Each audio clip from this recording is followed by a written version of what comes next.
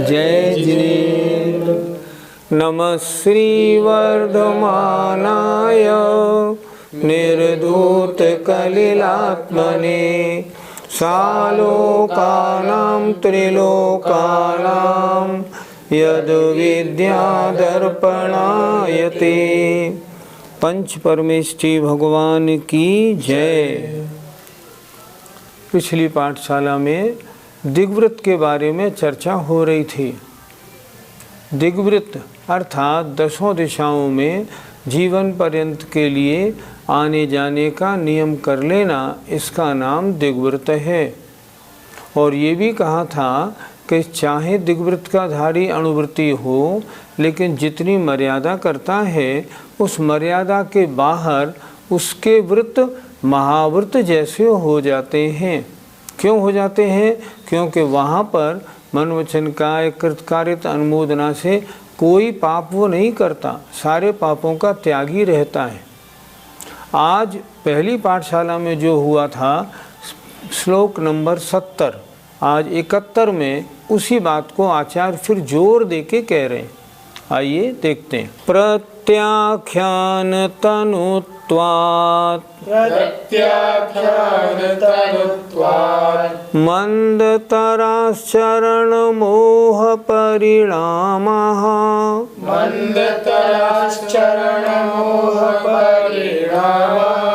सत्वेन दुरवधारा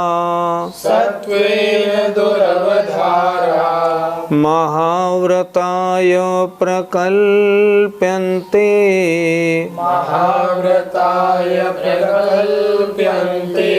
बोलिए। प्रत्याख्यान तनुत्वात् मंदतराश्चरण मोह परिणामः सत्वेन दुरवधारा महाव्रताय प्रकल्प्यन्ते। आइए श्लोक के एक एक शब्द का अर्थ देखते हैं।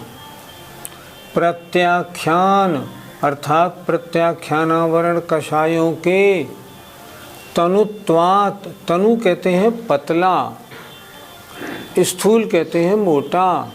तनुत्वात् पतला होने से अर्थात मंद उदय होने से, अर्थात बाहर के स्थानों में जहाँ का नियम ले लिया है उसके बाहर जो भी स्थान हैं वहाँ प्रत्याख्यान का उदय तो है, लेकिन फिर भी अत्यंत मंद होने से।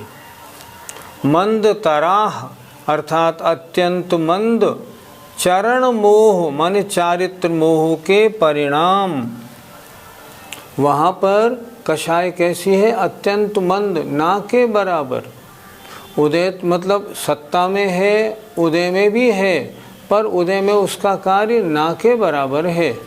इसलिए चारित्र मोह के परिणाम जिनका सत्वेन, जिनके अस्तित्व का दुरवधारा पकड़ना मुश्किल है, अर्थात निर्णय भी ना हो। इतने महीन के अस्तित्व है या नहीं, इतनी प्रत्याख्यानावरण कषाय मंद हो गई है। इसलिए महाव्रतायो प्रकल्प्यन्ते, उनके व्रतों को महाव्रत जैसा कल्पना किया जाता है। जहाँ तक की सीमा बना ली, उसके अंदर अंदर जो कुछ होना है कषाय का कार्य वो होगा। सीमा के बाहर मन वचन काय कृतकारित अनुमोदना से पांचों पापों का त्याग है। तो सीमा के बाहर प्रत्याख्यान कैसी हो गई? अत्यंत मंद। तो मंद होने से, क्योंकि चारित्र मोह के परिणाम अत्यंत मंद हैं, इसलिए आचार्य कहते हैं महाव्रत जैसे माने जाते हैं। पंडित जी, कषाय कितनी प्रकार की होती हैं और उनके क्या कार्य हैं? कषाय 4 प्रकार के हैं, क्रोध, मान, माया, लोभ। और इनमें हर कषाय भी 4 प्रकार के है। जैसे क्रोध 4 प्रकार का, अनंतानुबंधी क्रोध, अप्रत्याख्यानावरण क्रोध, प्रत्याख्यानावरण क्रोध और संजुलन क्रोध। तो अनंतानुबंधी कषाय क्या होते हैं? अनंतानुबंधी कषाय वो हैं जो सम्यक्त और चारित्र दोनों गुणों का घात करती हों। अप्रत्याख्यानावरण कषाय वो होती हैं जो देशव्रत नहीं लेने देती हैं। प्रत्याख्यानावरण कषाय वे हैं जो महाव्रत धारण नहीं करने देती हैं। और संजुलन कषाय यथाख्यात चारित्र को नहीं होने देती। ये चारों कषाय उत्तरोत्तर मंद मंद हैं। अनंतानुबंधी से अप्रत्याख्यानावरण, अप्रत्याख्यानावरण से प्रत्याख्यानावरण, प्रत्याख्यानावरण से संजुलन, ये उत्तरोत्तर मंद मंद होती हैं। जैसे अप्रत्याख्यानावरण पहाड़ पत्थर जैसी, दूसरा अप्रत्याख्यानावरण जैसे हड्डी जैसे, प्रत्याख्यानावरण लकड़ी जैसा और संजुलन बेल जैसी होती है। उत्तरोत्तर हल्की हल्की मुलायम मुलायम होती है। जैसे अनंतानुबंधी कषाय कैसी होती है? जैसे पत्थर शिला, बहुत हार्ड। अप्रत्याख्यानावरण कषाय जैसे हड्डी, उससे मुलायम। प्रत्याख्यानावरण कषाय और मुलायम जैसे लकड़ी। और संजुलन कषाय और मुलायम होती है जैसे बेल लता। ये चारों कषाय उत्तरोत्तर मंद होती हैं। इसीलिए जहाँ वो जो व्रती है उसके किस कषाय का उदय है? प्रत्याख्यानावरण कषाय का। और जहाँ उसने अपनी सीमा बना ली है उसके बाहर वो प्रत्याख्यानावरण कैसी हो गई है? संजुलन जैसी, बिल्कुल मंद। इसलिए आचार्य कह रहे हैं इसके अणुव्रत सीमा से बाहर ऐसे समझो जैसे महाव्रत जैसे हो जाते हैं। ये कल्पना की गई है। पंडित जी, कौन सी कषाय कौन से गुणस्थान तक पाई जाती है? अनंतानुबंधी कषाय का उदय गुणस्थान 1 और 2 में बस। अप्रत्याख्यानावरण कषाय का उदय पहले से और 4थे गुणस्थान तक। प्रत्याख्यानावरण कषाय का उदय रहता है पहले से 5वें गुणस्थान तक। और संजुलन कषाय का उदय पहले गुणस्थान से 10वें गुणस्थान तक रहता है। इसीलिए जहाँ प्रत्याख्यान कषाय अत्यंत मंद हो गई उसको आचार्यों ने लिख दिया सत्वेन दुरवधारा। अब इसका अस्तित्व भी ढूंढना मुश्किल है, मतलब ना के बराबर है प्रत्याख्यान कषाय, पर उदय इसलिए है क्योंकि गुणस्थान 5वां है। इसलिए आचार्यों ने कहा प्रत्याख्यान कषाय अत्यंत मंद हो जाने से महाव्रत जैसे उसके परिणाम हो गए हैं। आपने बार बार महाव्रतों की चर्चा की, तो ये महाव्रत कैसे होते हैं? आत्मा में प्रत्याख्यानावरण कषाय का और अनुदय हो गया, अर्थात अनंतानुबंधी, अप्रत्याख्यान, प्रत्याख्यान, इन तीनों कषायों का अनुदय होने से जो अति विशुद्धि रूप परिणाम होते हैं वे कहलाते हैं महाव्रत। आगे आचार्य महाव्रत की परिभाषा स्वयं लिख रहे हैं, देखिए अगले श्लोक में। पंचानाम पापानाम हिंसादीनां मनोवचः कायैः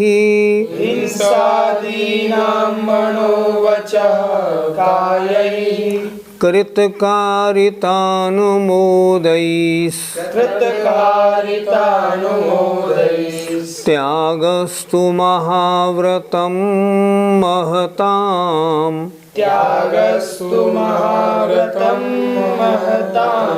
बोलिए, पंचानां पापानां हिंसादीनां मनोवचः कायैः कृतकारितानुमोदैस्त्यागस्तु महाव्रतं महताम्।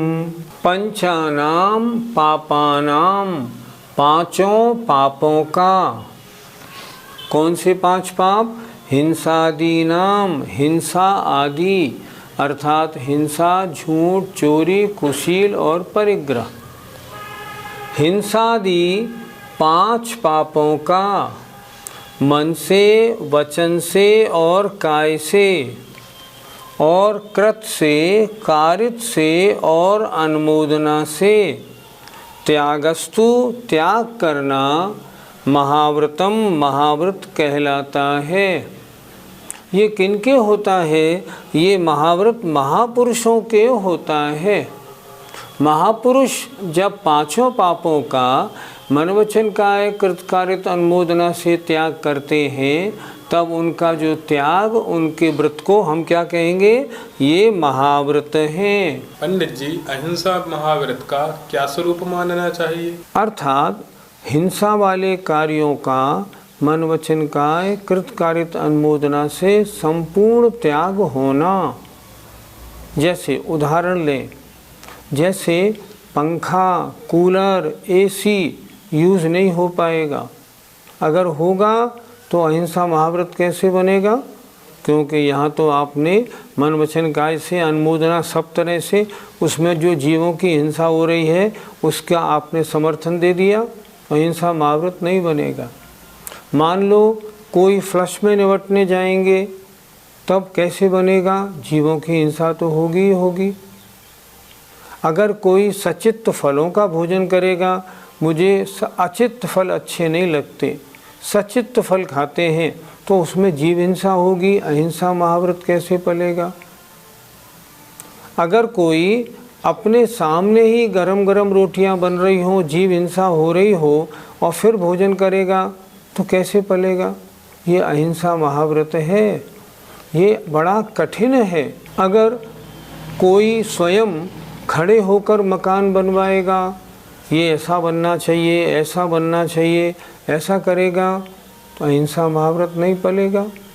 गाड़ी में या और चीज़ों में बैठेंगे जिनके चलने में हिंसा होती है, तो भी नहीं पलेगा। मान लो धनिए की चटनी खाएंगे तो भी नहीं पलेगा, क्योंकि धनिए की चटनी में जीव राशि बहुत होती है। अगर गोभी खाएंगे तो भी नहीं पलेगा।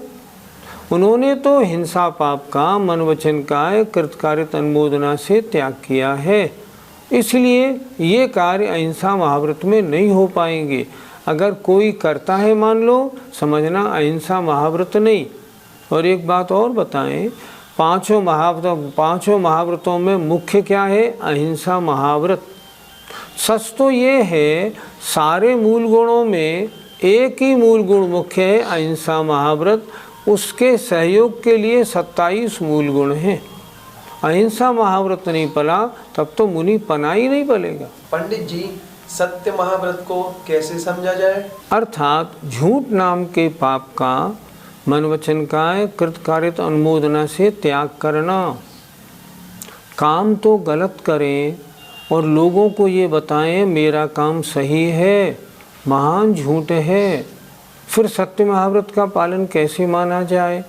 मान लो कोई आर्यिका माता जी डोली में विहार करती हैं, क्या डोली में विहार करना आगम सम्मत है? नहीं, फिर भी आगम सम्मत बताना, ये सत्य महाव्रत का पालन नहीं हुआ।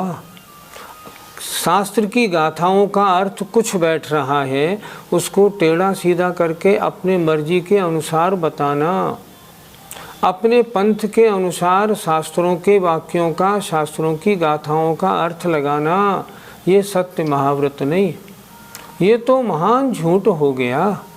ये कैसे बनेगा? सत्य महाव्रत नहीं बन पाएगा।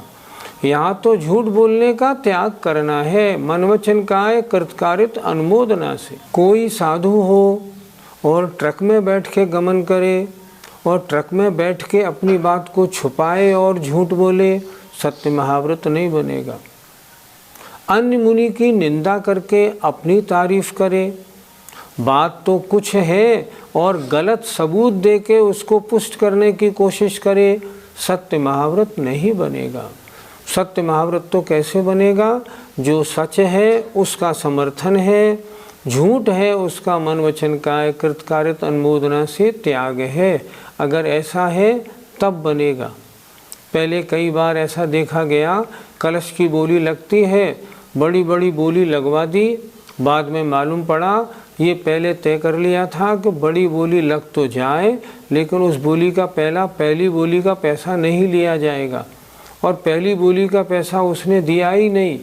कैसा झूठ है, ऐसे कैसे चलेगा। सत्य महाव्रत नहीं, ये तो सत्यानुव्रत से भी गया बीता हो गया। बहुत अच्छी तरह सोचना चाहिए, अगर ऐसा होना ही नहीं चाहिए। पंडित जी, आचार्य व्रत का क्या स्वरूप है? अगर कोई मुनि हो और दबाव दे के किसी से पैसा ले तब चोरी का दोष है। आचार्य महाव्रत में तो चोरी का मन वचन काय कृतकार्यत अनुमोदना से त्याग है। किसी पे दबाव दे के पैसा नहीं, पैसे की बात ही नहीं करता मुनि। तो अगर किसी की जेब से लेने की कोशिश करता है, जबरन कुछ कहता है ना, तो महान पाप है, तो इसमें चोरी का दोष लगेगा। किसी अन्य काम के लिए ले और अन्य काम में लगाए तो चोरी का दोष बन जाता है। इसलिए चोरी का मन वचन काय कृतकार्यत अनुमोदना से त्याग करना आचार्य महाव्रत है। पंडित जी, ब्रह्मचार्य महाव्रत को हम कैसे समझें? स्त्री मात्र का नवकोटि मन वचन काय कृतकार्यत अनुमोदना से त्याग ब्रह्मचर्य महाव्रत है। कैसे होते हैं मुनि महाराज? रात्रि हुई, स्त्रियों से चर्चा बंद, सूर्यास्त हुआ और स्त्रियों का मुनियों के पास जाना बंद हो गया, नहीं जाना। उनका कोई गीत नृत्य संगीत का कोई प्रोग्राम हो उसमें मुनि शामिल नहीं होते। इससे क्या है? इससे परिणामों में राग उत्पत्ति होती है। स्त्रियों से अपने चरण नहीं छुपाते, शास्त्रों में अधिकार नहीं लिखा कि नहीं, बिल्कुल नहीं कर सकती। अगर ऐसा करेंगे ना तो ब्रह्मचर्य में दोष लगेगा, ब्रह्मचर्य महाव्रत नहीं बनेगा।